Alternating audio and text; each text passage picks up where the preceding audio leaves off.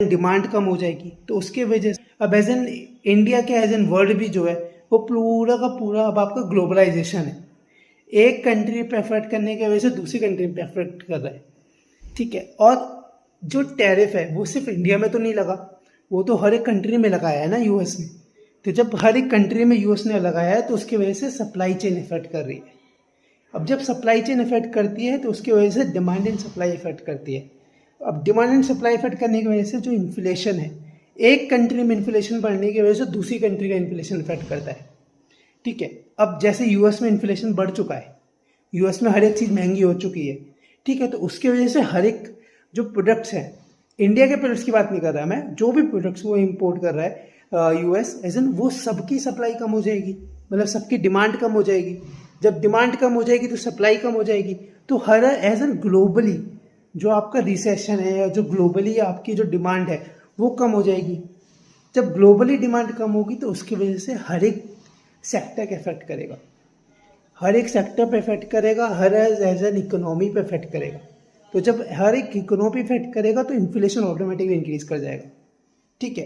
अब अपॉर्चुनिटीज़ क्या क्या है एज एन इंडिया के लिए?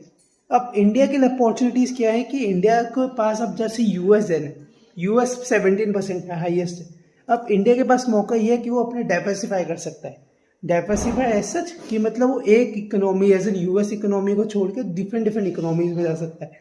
जैसे अफ्रीकन इकोनॉमी हो गई, अफ्रीकन में आप जा सकते हैं इंडिया एज एन, जो south east economy, south east जो आपका है पूरा का पूरा, जहाँ पे इंडिया ने भी टच ही नहीं करा।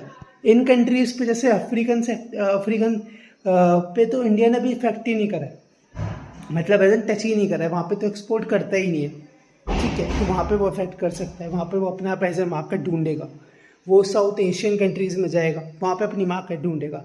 तो इससे क्या है कि ओवरऑल और आपका इफेक्ट ही करेगा, आपका as an economy long term के लिए इफेक्ट करेगी, लॉन्ग टर्म के लिए आपका इंक्रीज ही करेगी एज एन इकोनॉमी, ठीक है।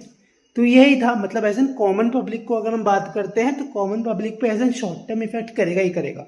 एज एन जॉब लॉसेस भी रहेंगी, आपका सैलरी का जो भी परसेंटेज है या जो आपका इनकम जनरेशन है वो भी अफेक्ट करेगा, वो भी कम होगा इस समय।